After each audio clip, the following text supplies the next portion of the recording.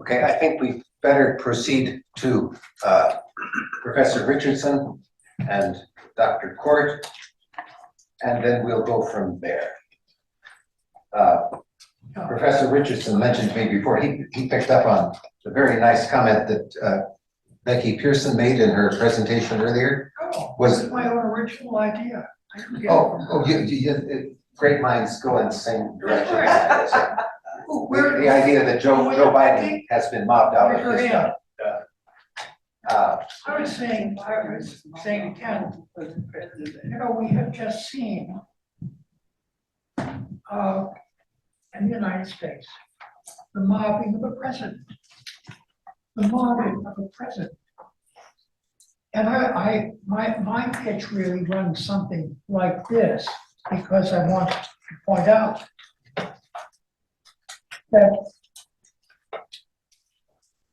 all of these, all goddamn New York Times, imagine the New York Times in a moment when the United States is facing the problem of a candidate for president like Donald Trump, and the New York Times decides that the right thing to do is to destroy the one figure who probably has the chance of beating him, right?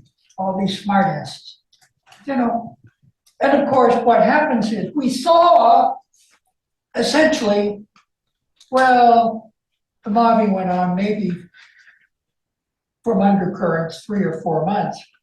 But of course, the drumbeat of get out, you're sick, you're sick, you're sick, you're sick. Oh, of course, finally, they made him so sick he had to drop out, right?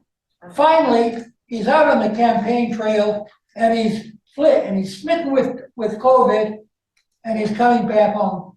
By the way, do you think it's just, bad luck that he was hit by COVID? No.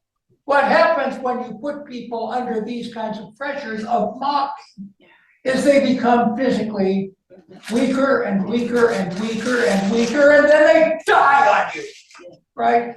Or have COVID on you. And we just performed a big public mobbing of our President Joe Biden. Now, let me tell you why I know it was a mobbing. Let me just tell you. And here's one of the evidences when you're dealing with a mobbing. What did the people who wanted Joe Biden, what did they want? What did they want better positively? What was their alternative? What did they have to offer that was better? Nothing.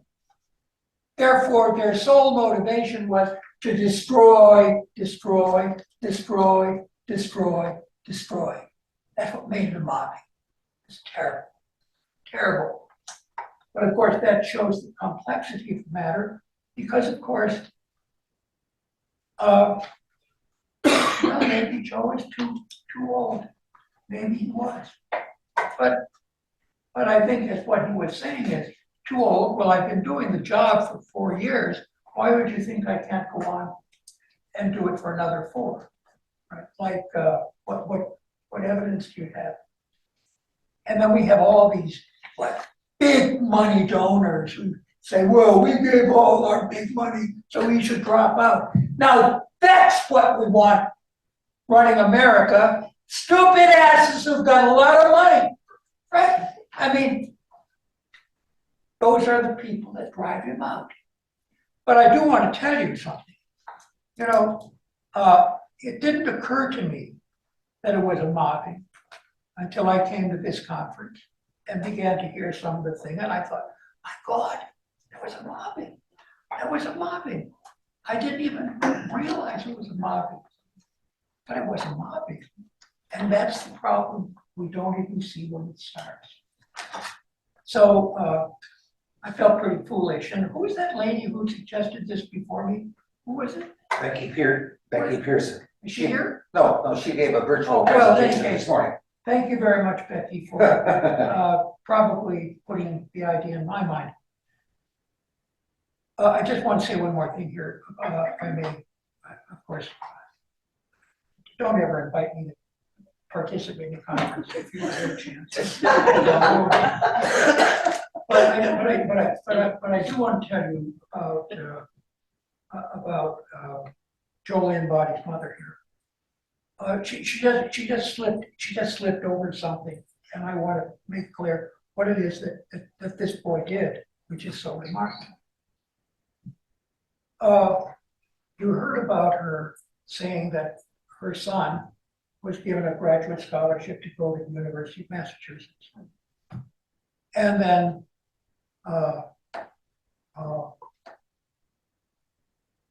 he got cut off by the faculty from his TAs, his job, and apparently even ability to enroll in courses. So when I talked with Joel, he told me, and I think this is probably a reasonably exact thing. He said, so there I was, on a scholarship at Massachusetts, not allowed really to teach anything or do anything. They were sort of stuck with me because I was on a scholarship. So what I decided to do, since I had come there to get a PhD and they wouldn't let me get it, I decided that I would sit down and write a PhD dissertation. So Joel Inbody, a graduate student, sits down, reads through the literature. He's interested in kind of the sociology of religion, right? Or politics and religion and sociology. He hates religion, by the way, just so you understand.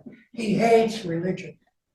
He believes that everybody who believes in God is either loony or a monster, one or the other. I'm a Presbyterian minister, by the way, and I never quite understood why we could negotiate so well. I suppose it's because of you. But in any case, but I just want to tell you what this guy did. So in the course of what was essentially a year and a half, he conceived a PhD dissertation project, which was comparing three ancient cultures, China, India, and China, Babylonia, Persia, and Egypt. And how the food sacrifices that were brought to the temple were actually being siphoned off to enrich the upper class. And I thought he did a pretty good job of that. And it was really kind of a 250-page, beautifully written document, fully documented. He came to me from Ken, who referred him to me, having these two documents that were completely written.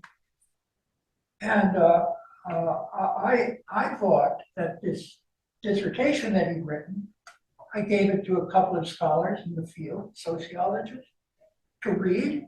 And I said, it's what you do with, anyway, I'm a publisher, so I send it out for peer review. Do you think I should publish this? Do you think this is worth a PhD? They both said yes.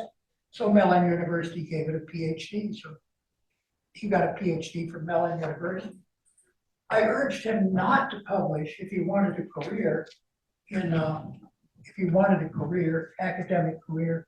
Don't publish the thing about your being mobbed, because all it will do will be lead people to become suspicious of you and so forth. But in any case, there was a remarkable thing that Joel did that I thought his mother had not sufficiently emphasized. Praised.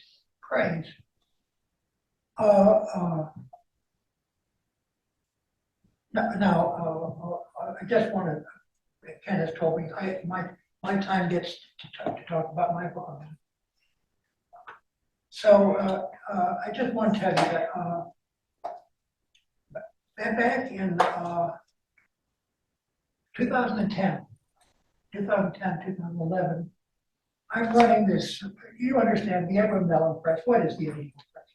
I call that the press of last resort. Everybody else is in it to see if the book will make a buck. I'm in it because does it really say something I call it contribution to scholarship. Does it really add something to what we don't already know, right? Kind of genuine new research. Of course, there's no market for that because that's always very specialized. So I've been running this company for 60 years. I was asked to start it by John Kelly, the priest at St. Michael's, where I taught. And it's kind of a marginal kind of operation, right? You know, just break even at the end of the year. I've done something like 15,000 books I've published, right? They're all fabulous. Yeah. Of course, hardly any sell because who's interested in these narrow little topics? Though from time to time, you're lucky you hit a gold mine like Ken Westhues and you've got all these books, right? But back to this. So the president of McMaster University, he decides that he's going to just, well, he's on the board of McGill University Press, you know, all these old boys. And they decide that just because they're big tough shits, they're going to destroy me. So they go online. I've never encountered this before. Publishing, by the way, the man who did this is named Patrick Dean. Of course, he never did a thing on it. It's always done through his librarian, right? They always use a donkey to do the work, right? But in any case, you know, they publish all this terrible stuff against me. They even organize a group of libraries that all plan never to buy a book by me. By the way, they offered as one of the evidences of how unselective the libraries are that buy my books, that in a 5-year period, Yale had acquired 580 books published by the Edwin Press. Right? Imagine, hundreds, they're writing 100 a year. The University of Utah, you know, that great research university, University of Utah, they had purchased only 28 books. Now, doesn't that show how much more selective University of Utah? She said that. Right. So I actually wrote a letter to Yale asking if they wanted to reach her any of these books that have been foisted upon them. Anyway, so I was so mad about it. By the way, he did destroy my company. I was running around $3 million a year of sales when this started. And I had a staff of about 20. And at the end of 3 years, we were down to, I don't know, 6 or 12 people. And we were doing $500,000. I mean, just destroyed my company. And of course, the lie is all. I wrote this book, which is trying to explain how this cyberbullying works, right? This is a part of bullying we haven't talked about in this conference. Cyberbullying, what people do on the web to one another. And then when McMaster learned that I was thinking of publishing something like this, I begged them to talk with me. They wouldn't even talk with me about what was going on. They then set their lawyers on me. And, you know, I had these lawyers threatening me that they're going to destroy me. My lawyer said, well, Herb, you know, they've got an unlimited amount of money. You know, all that happens, even if you win, is they'll appeal. And if they lose that appeal, well, they'll just appeal again.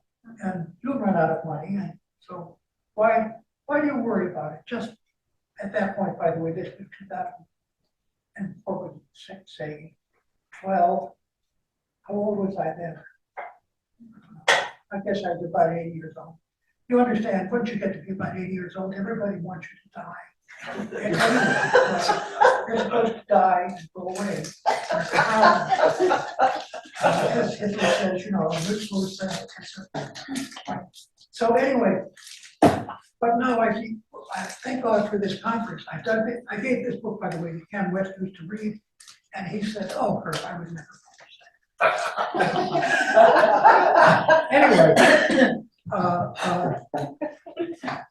But thanks to Ken Westhues, we held a conference like this.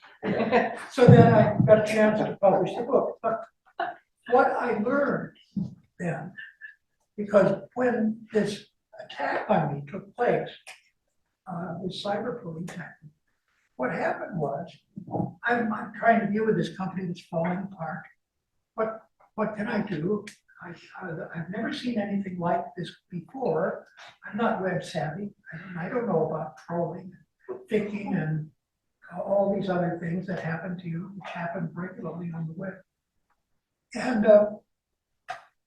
then in the middle of all this, damn it, I have a heart attack. What a shit, having a heart attack in the midst of all these problems. Never even occurred to me, by the way, that the heart attack that I had was caused by this, right? Was caused by it. That I was literally, I went down to Cleveland Clinic. They said to me, believe it or not, poor doctor, Mr. Richardson, it's not worth your spending a penny on trying to, because we can't do a thing for you. Go home and die. All right, that was their right. And I could tell you with 5 minutes more how Jesus came down from heaven and saved me. Oh, do you want that part? Anyway. It's gotta be on another time because we're out of time. Okay. But Well, it was Jesus in the person of some Canadian doctors. No. What happened was, I came in and my gynecologist,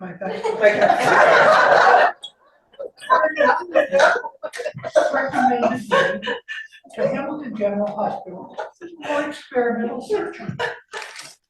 Now, do you know what experimental surgery is?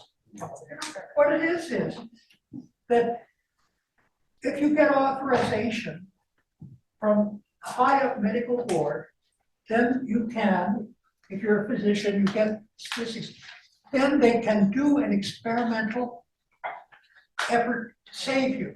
But you can't do that. Doctors can't do experimental surgery without a special dispensation.